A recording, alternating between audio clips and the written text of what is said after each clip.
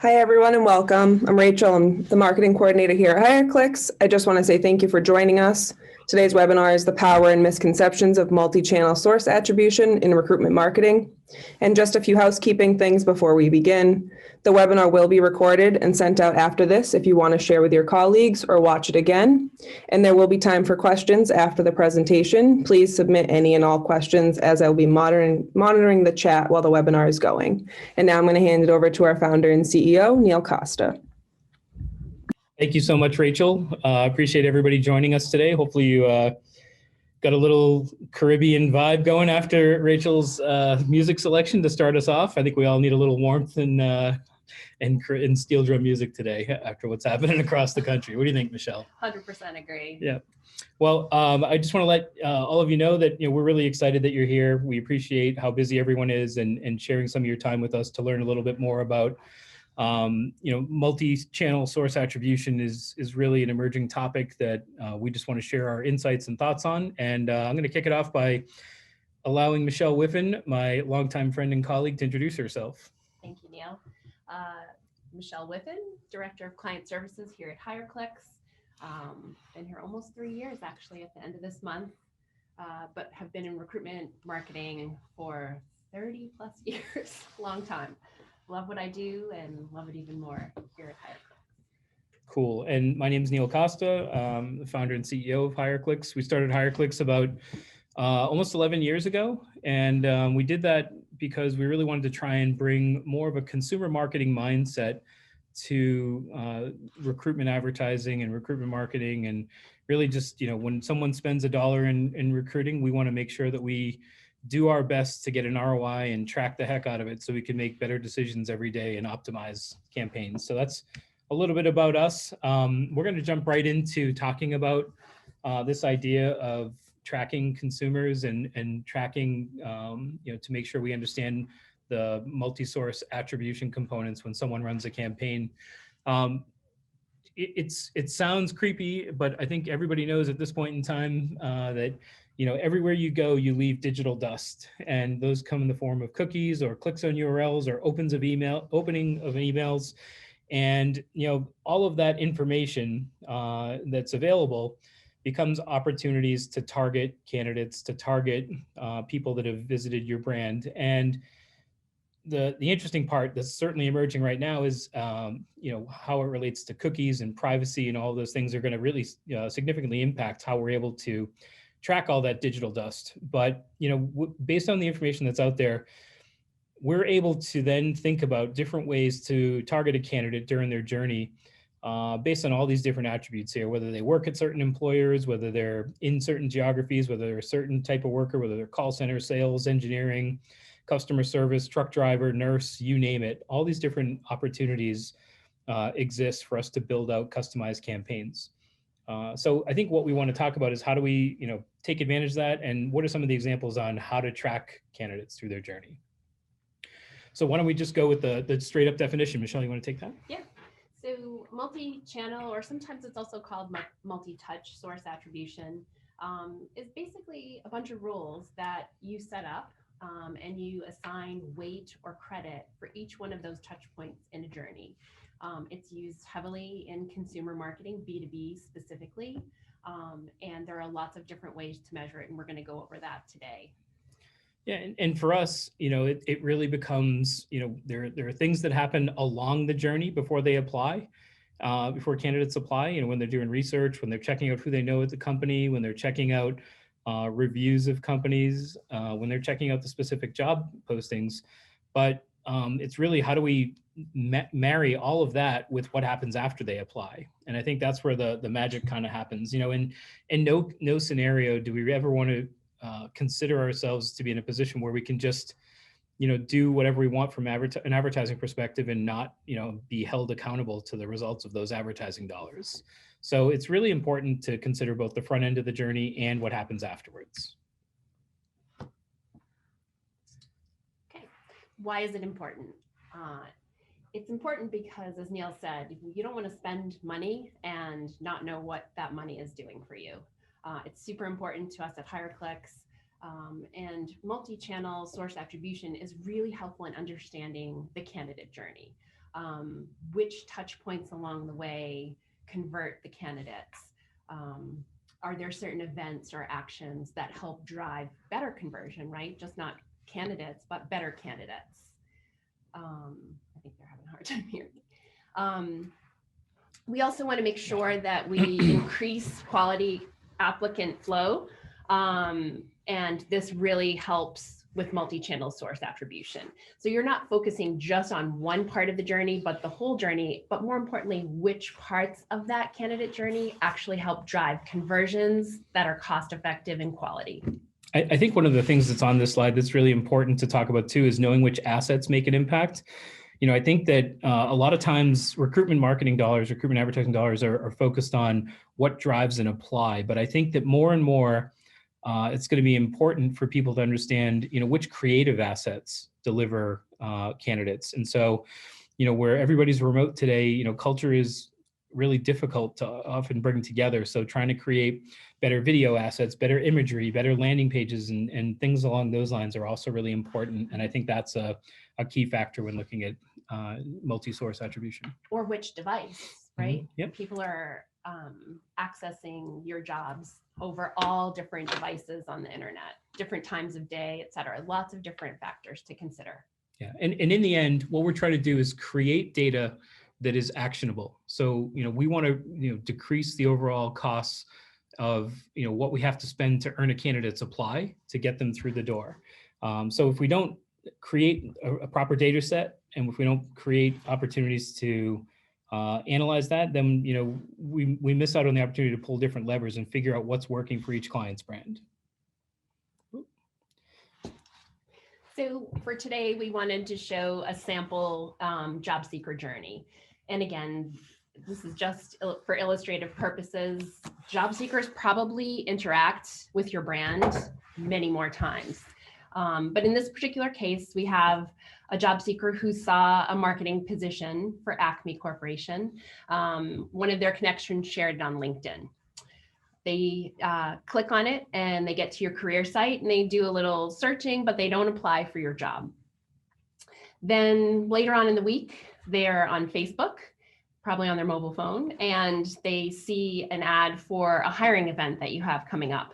And they actually register for the event. They do a quick sign up on Facebook. A little while later, they check out your reviews on Glassdoor. And later in the week, they actually apply for your job on Indeed. And so these are the 5 steps that we're really going to be focused on for this particular webinar. But as I said, it's typically way more interactions that the candidate will have. And for illustrative purposes, we're going to keep it simple. Yeah, and I mean, the thing to note in the end is that this is one sample candidate journey, and we're going to draw from this to make some assumptions and show you the different types of models that are typically used when assigning value. So, I mean, the whole idea of source attribution is looking at these 5 steps and figuring out which ones are most critical given a certain attribution model. But in the end, know that they took 5 steps, they ended up applying it in the ATS.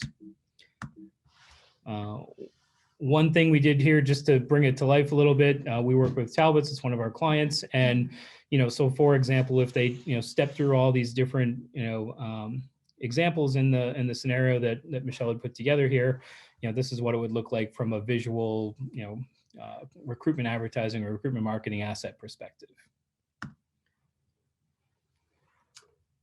So in this one here, really what we're asking is, how do I track the candidate and how do I measure the return on investment? So in doing so, you can actually, in order to do multi-source attribution, what you need to do is either, is invest in an ad server. That's something that we'll get into a little bit later on how that works and what it would cost. But basically the ad server tracks the candidate's journey before they get to the ATS and keeps track of all those steps along the way, those linear steps through those 5 different channels. A lot of people just use their applicant tracking system, and that's okay too. And unfortunately, a lot of people aren't leveraging their applicant tracking system, to the best of their ability. And it's a little bit of extra work, but it certainly brings some insights to light if you do that properly. Or in the end, you could use them both. And that's really the best case scenario. If I'm using all the advertising data and the spend data from all those different advertising channels. I'm following the candidate journeys with an ad server, and then I'm using the applicant tracking system data. Putting all that together and analyzing that data will eventually lead to a better ROI. So we're going to take you through a couple of different models today for how you measure source attribution. There are some specialized ones as well, and you can even design a custom source attribution, but we're going to take you through really the 5 most popular, which is first click, last click, linear, time decay, and position based. And we'll take you through each one based on our customer journey or our job seeker journey that we just showed you. So the first one is first click. It's exactly what it sounds like. 100% of the credit is given to that first click. This is basically giving credit to how they find you, but not when they convert. So there's some problems with using just this model. It ignores anything along that journey. So for example, in our case, Facebook, they actually signed up, remember, to go to a hiring event. So it's not going to give Facebook any credit for that. So just LinkedIn will get the credit. I really liked this quote. First click attribution is actually akin to giving your friend that introduced you to your wife full credit for your marriage. So you can see there's some problems with that model, but it is useful in some instances. So that's our first one. Yeah, and I think that just to add to that, first click is just some people, each of these models and how you break them down is subjective. There's a marketer making a decision of which model you're committed to. And some people might feel like first click is the most important. When they get to know our brand first, when they interact first, it is that touch point should get all the value. The next one is last click. And again, 100% of the credit goes to the last click. This is really a classic model, and most applicant tracking systems and most actual tracking systems give credit to that last click. It's the click that converts, and it's the conversion tracker that comes through into your ATS in most instances. This one ignores all of the information before that, which source brought the candidate to you is ignored, and any interactions that the candidate has along the way isn't counted in last click. But again, it's still a useful click. It's the conversion, and so that's why the weight for most measurements focus on that actual conversion. Yeah, and if you take this out to a consumer model, like when we're out shopping and researching furniture or any type of item, shoes, or whatever the case might be, if you're an e-commerce marketer, you might say that all those other touch points are nice, but it really matters when they put their credit card in the order form and click purchase. And I think that it's very heavily used in consumer e-commerce marketing. I think that as Michelle mentioned, the applicant tracking system, generally most applicant tracking systems are totally capable of doing this. And it's just a matter of setting up all your different recruitment advertising assets with tracking right in the URL. So the careers.talbots. whatever with some extra code on the end is going to stuff the candidate source right into the applicant tracking system. And it's not going to let the applicant do self-selection, because self-selection has generally been proven to be completely and wildly inaccurate. So with the proper URL structure for all your campaign links and your distribution of your jobs and all that kind of good stuff, you can actually have the direct last click embedded when that candidate applies. Another example would be when you're working with all your publishers, when you're working with job boards and they're like, oh, we want to put a pixel on your thank you page. Whenever you hear, Indeed or ZipRecruiter or any of these, LinkedIn say they want to put a pixel on your thank you page, what they're doing is they're putting giving you a little tiny snippet of code to put on that conversion page. Once the apply is completed, that little snippet of code goes back to Indeed and says, hey, somebody just came from Indeed and applied at Talbots. And so that's what allows them to have apply numbers in their advertising dashboard. So last click is used by a lot of publishers to try and take credit for the applicants that are ending up in your ATS. It's the conversion. It's pretty important. Correct. And so that's why. The next model is linear. This one, pardon me, is giving credit equally amongst every one of the touch points. It's a simple method. So in our case, we have 5 touch points. So each of the touch points would be given 20% credit for that final conversion, which occurred on Indeed. It's great if you want to measure, let's say, or understand the full candidate journey. This is a really good method to use. It can get a little cumbersome because you can imagine if there are 50 touch points along that candidate journey, that's a lot of data to try to resolve source attribution around. And it really doesn't show which points were influential. Because every single one of those touch points gets the credit, you won't know that Facebook actually perhaps drove that final conversion on Glassdoor. So it's limited in its scope of what it can measure. It kind of homogenizes all the different sources down into one basic unit that's, again, very difficult to get a read on, and does stack up a ton of data to get through. Time decay is a model that's used heavily for B2B marketers, especially those that are using account-based marketing or doing sales enablement. And basically what time decay says is it gives most of the credit toward the bottom of the funnel metrics. So the tactics that convert, if you will. So it ignores those earlier touch points in the journey. So in this case, it would not give as much credit to LinkedIn and the career site, Facebook. It would probably give most of the credit to Glassdoor and Indeed, because those happened toward the end of the funnel when the conversion actually took place. This method is really useful if you have a long sales cycle. It can be used for recruitment, for brand, right? You want to try and influence candidates along that journey with your brand. For sales and consumer organizations, they'll typically focus more on those bottom funnel metrics because those are the tactics that turn leads into opportunities and close the opportunities eventually. Yeah, and this right here, you can see our little stickman figure is 50-50 Glassdoor Indeed. And on the prior slide, it was 20% because there were different, 5 different sources. A time decay model could be set up so that, Indeed gets 70% and Glassdoor gets 20% and Facebook gets 10%. So really, again, there's a lot of subjectivity and discretion in how you want to allocate a time decay model if you decide to go that way. And the last model we're going to talk about today is the position-based model. And this is where you assign credit to specific points along the journey. Typically, it is used in organizations that really understand the candidate journey or the customer journey, because they understand which tactics will convert those candidates. So in this, a lot of times it also, I should say, it ends up looking like a W on a graph. So it gives credit to the first touch, the last touch, and then a point along the way, which really helps drive the conversion. In this particular example that we used, the hiring event sign up from Facebook is that middle point that really tipped the candidate into actually finally applying on Indeed.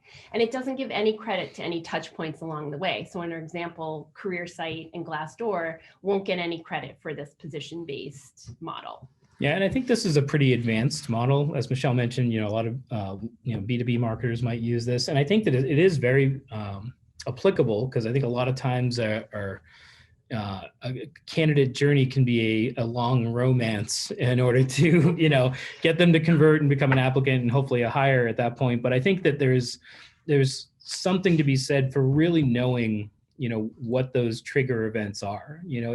Or you have to be running campaigns for a while and know that hiring events eventually lead to conversion. And so I think that there's a level of, baseline data that you kind of want to have, and then you develop some of these insights related to things like the hiring events and, from Facebook in this particular case, and then that would lead you to adjust how you would create your attribution model.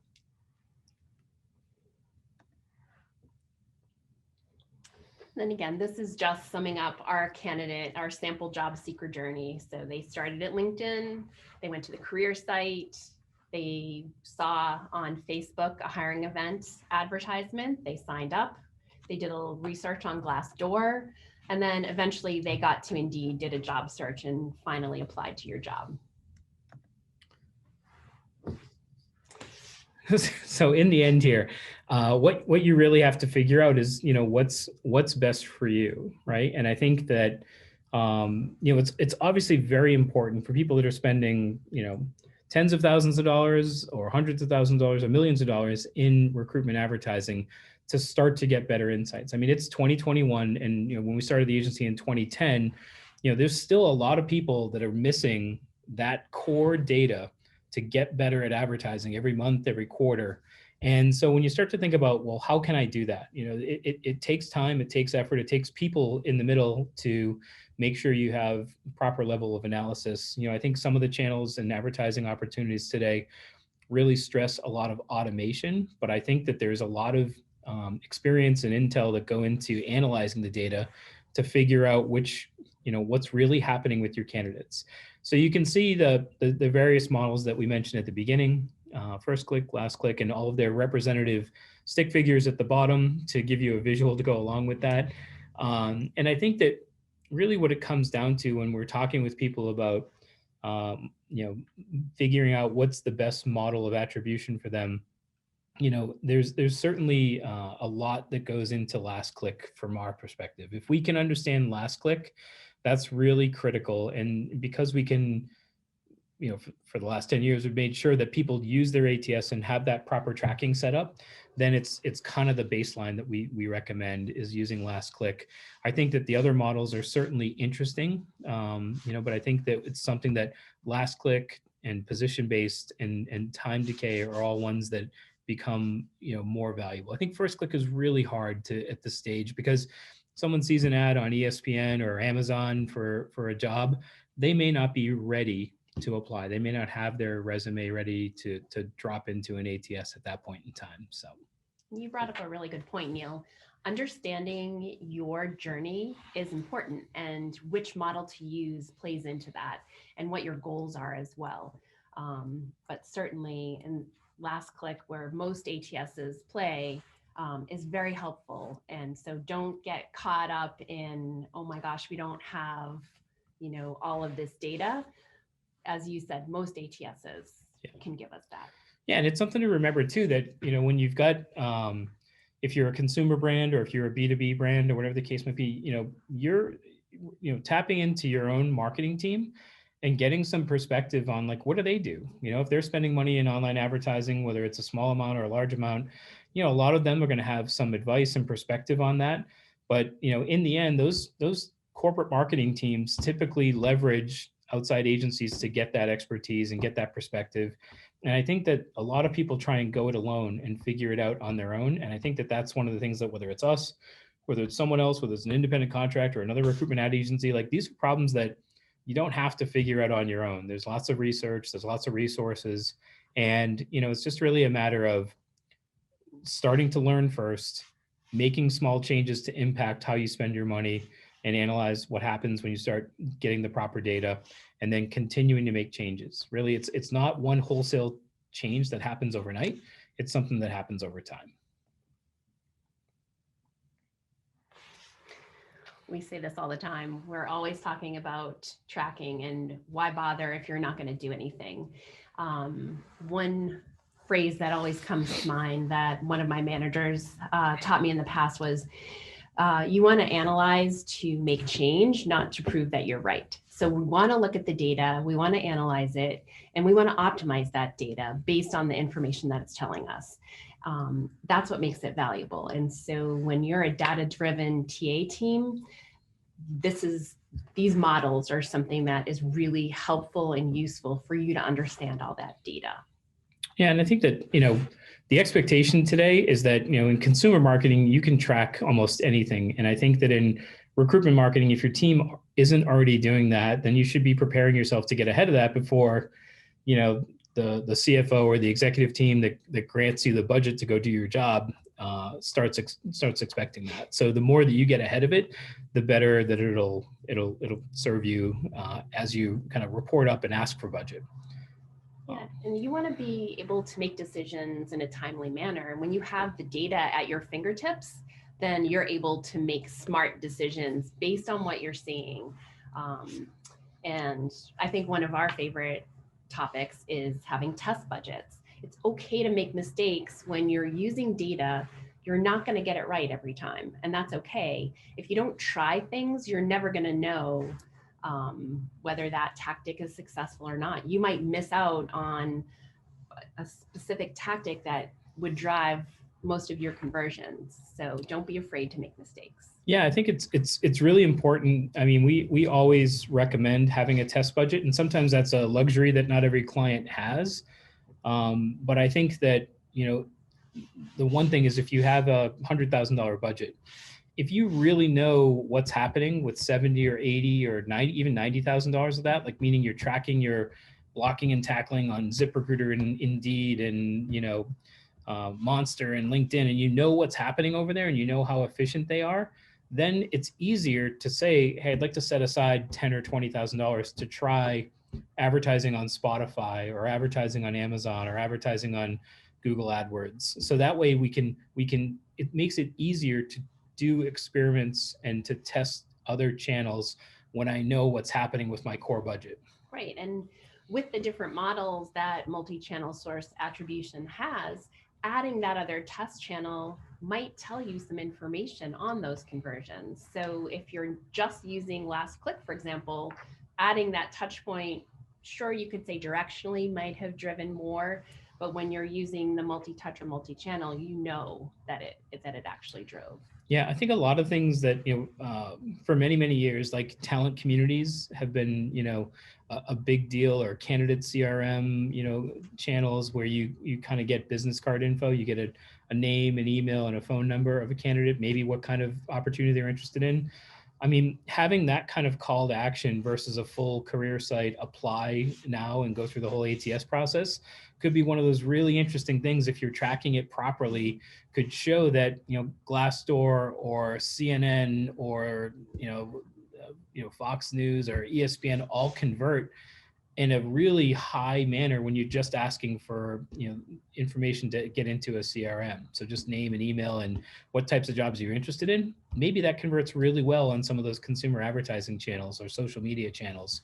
And that way you can actually add that understanding, add that type of campaign and that call to action into your analysis as you think about where to put your dollars. And then once you have those leads, you can create nurture campaigns for those leads and try and convert them. So there's lots of different strategies you can take. Yeah, and a nurture campaign or an email campaign to existing candidates in your ATS or in your CRM, you know, those are all just different touch points, and you would want to call those out in an effort to track them as part of the flow. In our example, we had the 5 steps, but again, there could be many, you know, different channels and many different calls to action that you use to analyze what happens within the dynamics of your own candidates' journeys. And even that, like there's you know, within certain companies, you have, you know, what happens in sales, you have what happens in call center, what happens in engineering, what happens in finance. Like those are all different. Those could be different. Those are different people, different personas, and could have different, you know, candidate flows. So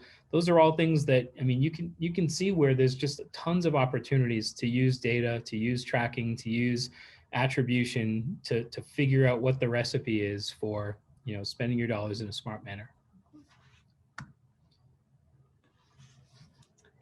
So again, we're talking about tracking and how important it is, but these are just some examples of different ways you could optimize your budget. And again, this is based on which method you're going to use. So in our sample job seeker journey that we had, it's super important to understand which method of multi-channel source attribution you want to use to determine how you invest more dollars. And so if we're looking at first and last click models, which remember gives 100% of the credit on the first click, or for last click, 100% of the credit goes to the last click, you'd want to invest more in LinkedIn and Indeed. Those were your first click and your last click. Super straightforward, not a lot of math involved. It's 100% of the credit. For the time decay method, which if you remember, focuses more on the bottom of the funnel metrics. So the last couple of sources, really the ones that converted for you, are where you'd want to invest more. So in this case, it would be Glassdoor and Indeed. Those were the last 2 actions that this particular job seeker took. If we're looking at the position-based, which if you remember is more like a W, you're going to invest in how they found you, which was your first click. That's LinkedIn. An important touch point along the way was Facebook. If you remember, they signed up for a hiring event. So that's an important touch point that we want to measure there. And then Indeed was our last click and actually converted. Sorry. Oh my God. All right. Oh, sorry. No, it's okay. Go ahead. I was just going to say, most importantly, is you want to understand your baseline before you start any of this. You have to understand where you're getting candidates from now, how you're measuring, what's important. As Neil said, it might be different for different types of candidates, hourly versus exempt employees, for example. So super important to understand where you start before you jump into this. Yeah, and I think that the examples of investing more in LinkedIn and Indeed are based on that one candidate journey. When you look at the sample data below, like this is really when you're looking at an entire dashboard of data. And you might look at it and say, well, we're expanding our organization in 3 different markets and we need to get lots of brand impressions out there because nobody knows who we are. And looking at this data, you can see LinkedIn and Facebook give you a lot more impressions out in the marketplace. And so those are, again, different perspectives to look at when you're considering what's your mission, what are your goals, and then how do we then allocate dollars to attack those goals and try and execute on them. So just something to consider as well. One of the things we've done for folks in the past where they're just not sure where to start. Even our team has gone in and done effectively a wellness check or an audit of what someone's done in the last 3, 6, or 12 months. And sometimes you just need that outside perspective to, get your arms around it. It's just kind of an overwhelming thing that's sometimes dropped in the middle. If someone has their own recruitment advertising team and has an expert and has data, then you're talking about, partnering up with an agency that can help you analyze that and make decisions together. But if you don't have that person on their team that has their arms around all the data, then now you're really looking at a pretty significant project, but it's worth the upfront cost to figure it out and set a course for the future. Yep, and the after part is being willing to make changes, right? When the data tells you that this particular channel is driving conversions, having that flexibility and being willing to move dollars into those better performing channels is really important. Yeah, it's just something that continually happens. It's not a set it and forget it kind of thing that you can just throw the switch on a platform and let it do it for you. So one thing that was really kind of terrifying is that, in doing some of the research on this, we were checking out some other information out in the marketplace on advice that was provided to recruiting and TA teams about attribution. And, this quote, we recommend that you do not rely solely on apply numbers reported by your sources, meaning like Indeed or ZipRecruiter with their conversion tags, or your ATS, because there's a good chance that more than one source will receive credit for the same apply. So that's true that could possibly happen, but I think that all of that information is possible for you to get. And I think that the downplay of an ATS and its ability to track, your ability to track right now because you have an ATS is really important to understand that, like, you're not helpless. You have the tools it's just a matter of implementing it, doing the proper tracking, and, being disciplined about setting those tracking tags in motion every time you launch a campaign. So, I guess some people, when they think about, geez, if I want to do this multi-touch attribution, I have to get an ad server. That sounds like a lot. I think what we want to leave you with is that, just in your ATS, you can, by working a little bit harder and being diligent about your tracking, you can get great ATS data. And that's a complete misconception and misrepresentation of what an ATS is capable of to just straight up dismiss it. If you do decide to use your ATS data, it's last click attribution. And any other model that we just talked about, as we mentioned, is subjective. So if we put 10% on the first click and 10% on the last click and 80% on that Facebook click in that particular attribution model, then we're making subjective calls, and those things are something to be cautious of. With the ATS vendor, something else to know is that in particular iCIMS, I'll call it, has light multi-channel attribution. Whenever someone goes and applies for a job in iCIMS the first time, they create what's called a candidate source. And then so if they they found your job through Indeed the first time and they had never been to your iCIMS instance before, they would create a candidate source, and that would be Indeed. If they come back and go to your jobs from LinkedIn or from Glassdoor or from ZipRecruiter down the road, those would all be considered, they would have a job source associated with each of those applies. So that's something that, it's not perfect. It's not like the sophisticated ad server technology, but you know what the first click was when they came to you from Indeed, and you know what the last click was because they just applied for a job on ZipRecruiter. And you kind of know based on the date of all those other applications, those other touch points. In that particular case, the event is always an apply. The event, it's not seeing an ad or clicking on an ad. It's actually a straight up apply. So it's just something to, consider.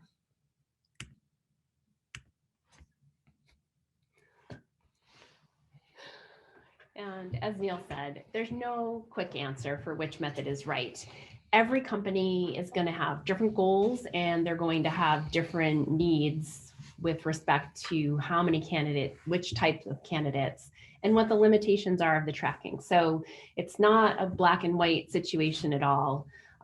It's something that requires some diligence, digging in, and really try to uncover what's important for you, and then determine which method makes sense.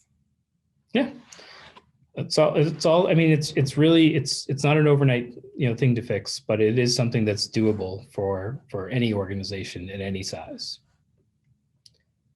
So with that, I'll bounce it back to Rachel to see if not to play more Caribbean music at this point in time, but just to bring any questions that may have arisen during the webinar.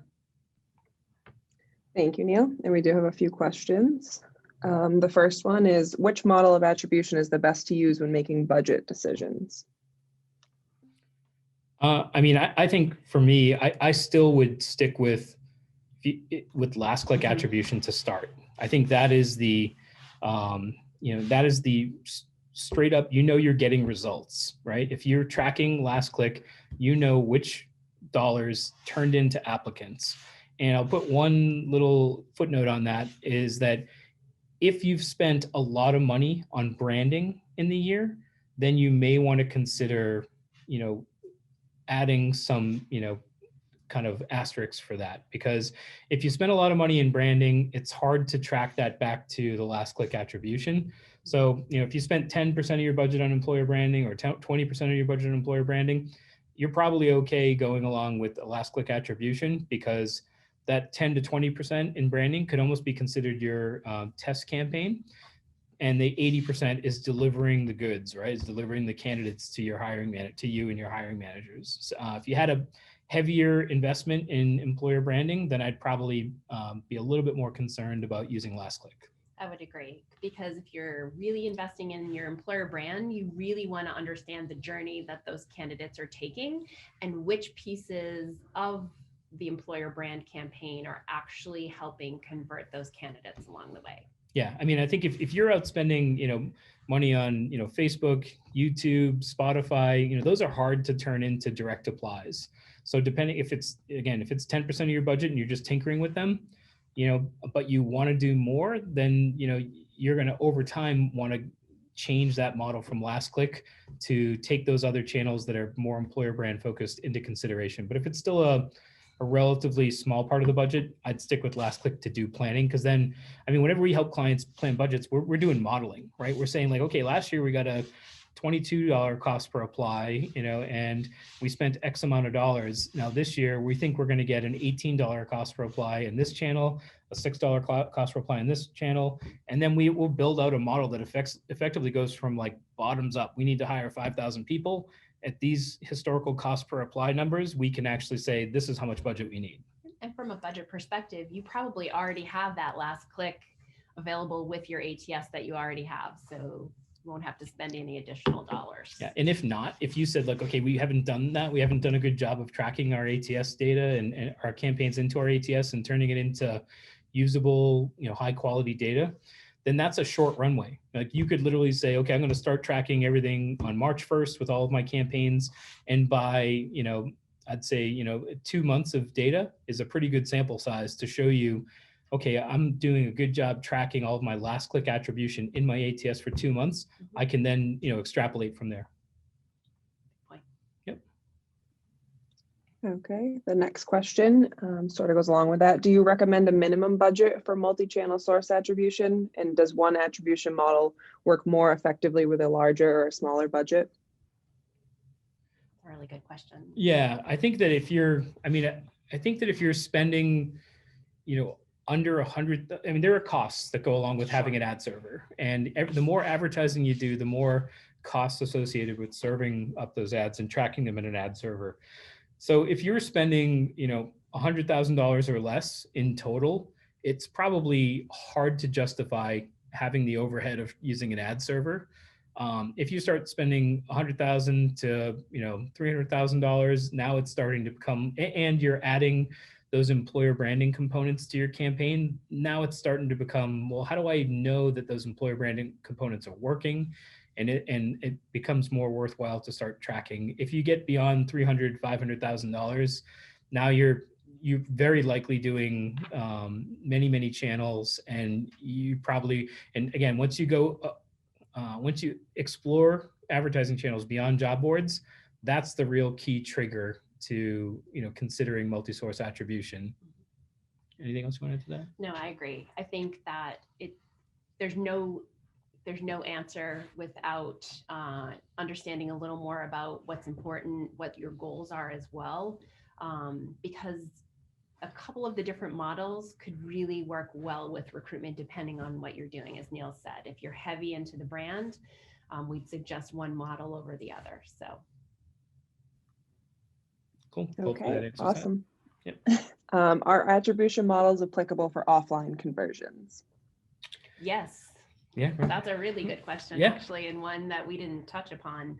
All of those, again, if we're looking at every single touch point the candidate has, offline absolutely has a role in that, and that would impact which multi-source multi-channel we'd want to use. Yeah, I think that tracking anything offline is always harder to do anyways. But I think that, for example, we mentioned, Spotify campaign, when we do those, clearly they have like a banner ad inside the Spotify app that you can click on.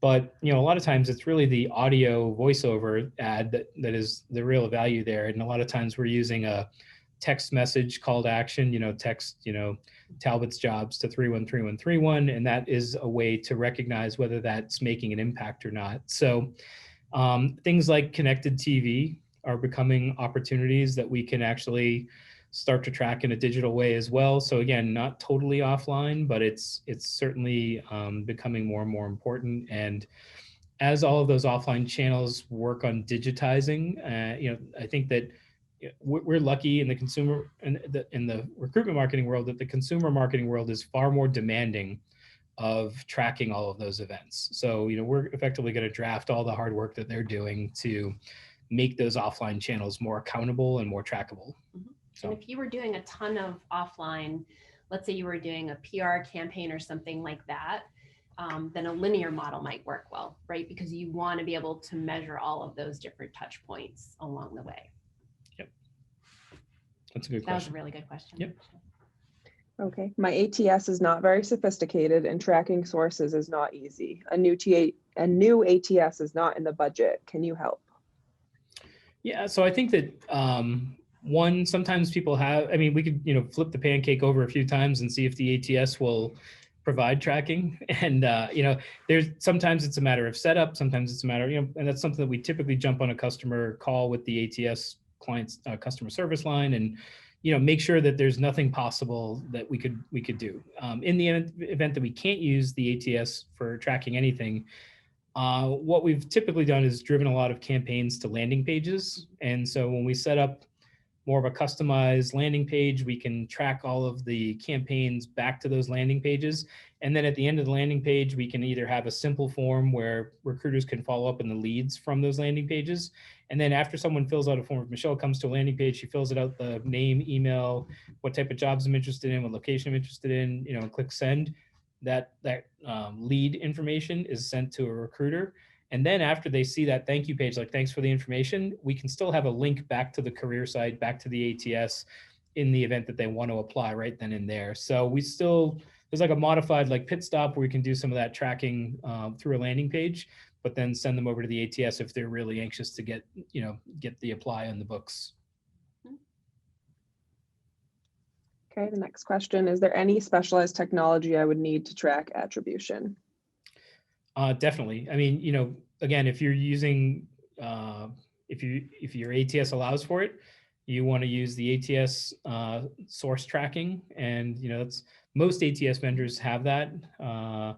If they don't, then it's probably a dated ATS that you need to you're considering other options for other reasons. And so you have one source source attribution tracking model in your hands with an ATS.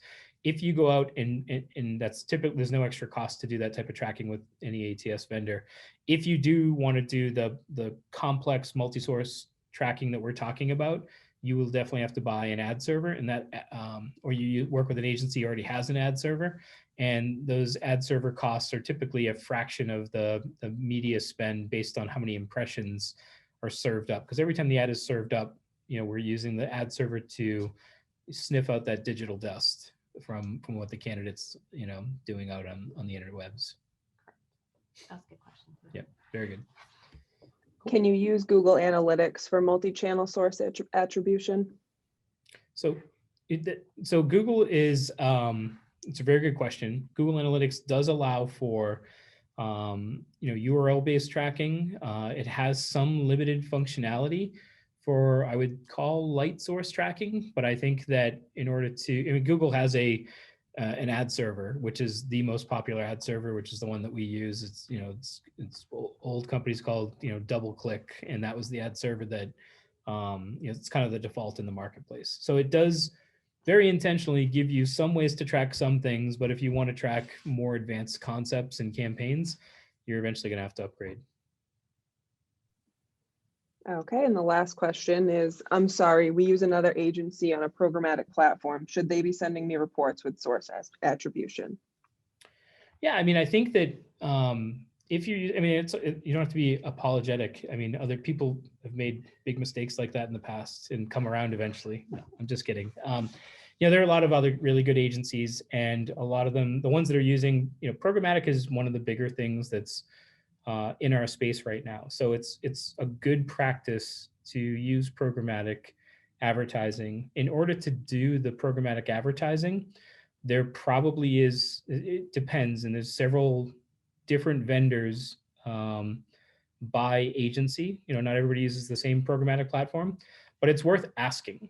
And if they deliver their ads through the programmatic platform with ad server tags, there's a very good chance that they could produce that type of report for you. And it's totally fair for you to ask. And I think that, a lot of times,